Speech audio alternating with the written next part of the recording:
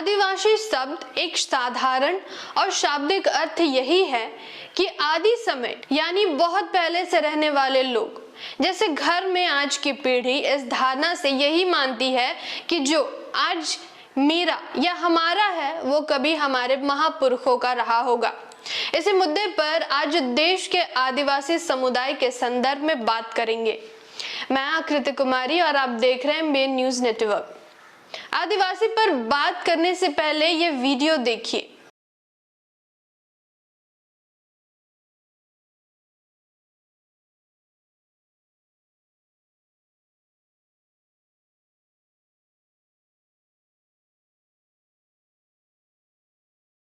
आपने इस वीडियो में देखा कि एक पुलिस वाला कुछ लड़कियों या यूं कहें छोटी छोटी बच्चियों को कान पकड़कर उठक बैठक करवा रहा है। उन लड़कियों के ठीक आजू बाजू लकड़ी के छोटे छोटे गट्ठर रखे हुए हैं। इसका मतलब यह है कि जंगल या वन से ये बच्चियां लकड़ी चुनकर आ रही होंगी और वन की सुरक्षा में तैनात पुलिस वाले उन्हें पकड़ लिया और सजा के तौर पर उनको कान पकड़कर उठक बैठक करवा रहे हैं। पहला सवाल ये मन में जरूर आ रहा होगा कि आखिर बच्चियों को लकड़ी चुनने की जरूरत क्यों हुई होगी।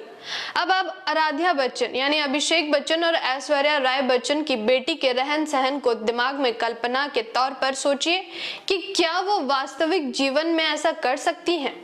निश्चित तौर पर नहीं, है ना। फिर ऐसा क्यों कि इसी भारत की एक बेटी वन में जंगल में लकड़ी चुन रही है और एक महलों में ऐशो आराम की जिंदगी जी रही है।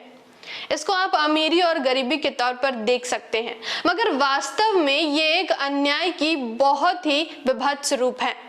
जापान, अमेरिका जैसे देश ऐसे ही उन्नत देश की श्रेणी में नहीं आए हैं, बल्कि उनके सामाजिक न्याय की व्यवस्था ने उन देशों को दुनिया के शिखर में लाकर खड़ा कर दिया है। उन देशों में हर नागरिक के जन्म से लेकर मृत्यु तक की सारी जिम्मेदारी का भार सरकार उठाती है और बदले में देश के नागरिक अपनी सेवा देश को समर्पित कर देते हैं। मगर भारत में घोर असमानता का शिकार यहाँ के मूल निवासी समाज हो रहे हैं।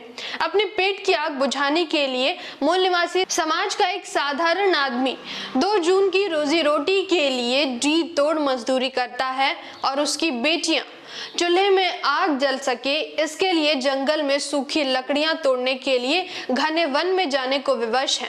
और कड़ी मेहनत के बाद जब वो सर पर लकड़ी का बोझा लेकर वापस आ रही होती हैं तो सरकार का आदमी उसको इसकी सजा देता है और अपनी वफादारी का सबूत के लिए वीडियो भी बनवा लेता है। फिर उसको सोशल मीडिया में पोस्ट कर एक जिम्मेदार नौकरी का दम भी भरता है।